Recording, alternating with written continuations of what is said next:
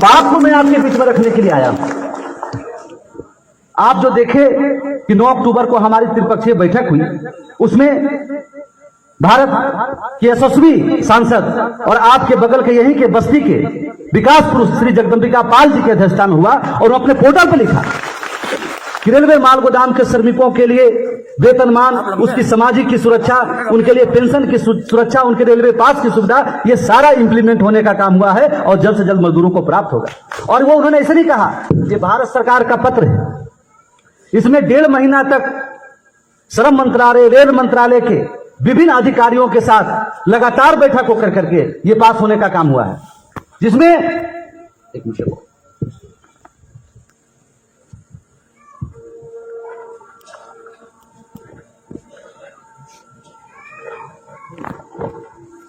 इसमें समय समय पर जिन अधिकारियों के साथ बैठक हुई सबका इसमें दस्तखत है, मोहर है, सबका इसका फाइल बना हुआ है। मैं कॉपी दे दूंगा, आप आगे लगा करके पता कर लीजिएगा, कहीं दिक्कत नहीं है, ठीक है। इसमें दोनों मंत्रालय की तरफ से सहमति प्राप्त हुई कि सबसे पहला जो 2021 में हमारी त्रिपक्षीय बैठक हुई थी, उसमें 13 मांग हमको समर्पित हुआ था। समान काम समान वेतन का अधिकार हो, हमारे मजदूरों को रेलवे कर्मचारी की तरह सुविधा प्राप्त हो, फीस रेट के माध्यम से वेतनमान सुरक्षित हो। अभी भी इस सदन जो सत्र चल रहा था उसमें माननीय जगदम्बिका पाल जी के द्वारा लोकसभा के माध्यम से भी वहां पर आवाज उठाया गया कि ताकि जो इंप्लीमेंट हो रहा है उसमें एक ताकत मिले, एक बल मिले, उस सदन में रखा गया। 5 रुपया 70 पैसा 2003 में ही सुनिश्चित हुआ था, 28 अक्टूबर 2003 की बैठक में 5 रुपया 70 पैसा, 5 रुपया 70 पैसा जो बोलने का था वो बोलते बोलते वो 5 रुपया ही बोल देने का काम किया।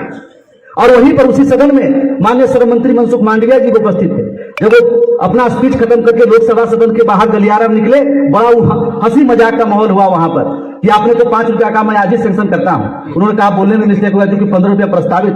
फिर तुरंत हम लोगों ने उसी दिन, आप देखेंगे संगठन के फेसबुक में, उसी दिन श्रम मंत्रालय में पूर्व अधिकारियों के साथ बैठक हुई और 15 से 20 रुपया के बीच में एक रेट सुनिश्चित करके मजदूरों के हाथों तक पहुंचाने की व्यवस्था उसमें इंप्लीमेंट होने का।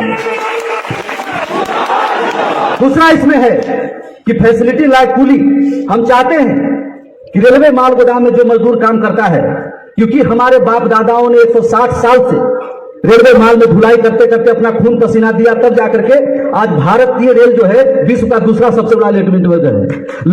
37 किलोमीटर की शुरुआत रेलवे की हुई थी और आज लाखों किलोमीटर में बदला है। तो वो माल गोदाम के मजदूर के जो इतना वर्ष का त्याग तपस्या उसके कारण हुआ ना।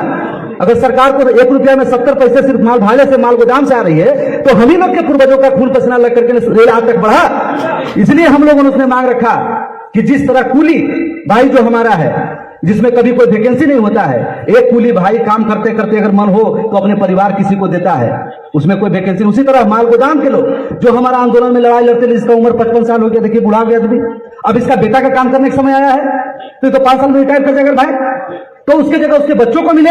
इसलिए मैंने उसमें मेंशन कराया कि कूली की तरह इस रेलवे माल गोदाम को फैसिलिटी उपलब्ध होना चाहिए। कूली को किसी रेलवे स्टेशन पर 40 रुपया A, B, C 3 कैटेगरी में बांटा गया है, कहीं 40, कहीं 80, कहीं 120 रुपया है। और हमने कहा कि ना मुझे 40 चाहिए, ना 80 चाहिए, ना 120 रुपया चाहिए, मुझे 50 किलो लोड करने का मात्र 15 से 20 रुपया रेट तय कर दो। मेरा एक एक मजदूर कमा के लाल हो जाएगा।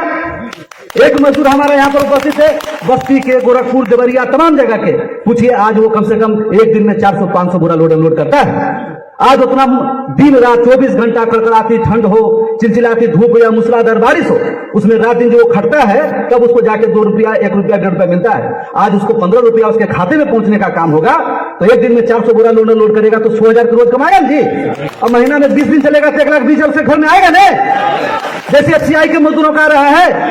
अगर FCI के मजदूर कोई आज गेहूं, चावल, चीनी लोड अनलोड करता है तो उसको आज आप पता कर लीजिए कम से कम 60,000, 70,000, 80,000, 90,000 मिलता है। और हमारा माल गोदाम के मजदूर चाहे कोयला की लोडिंग हो, चाहे आयरन की लोडिंग हो, चाहे नमक की लोडिंग हो, चाहे छड़ की लोडिंग हो, अब तो गाड़ी भी मालगाड़ी के माध्यम से आ रहा है।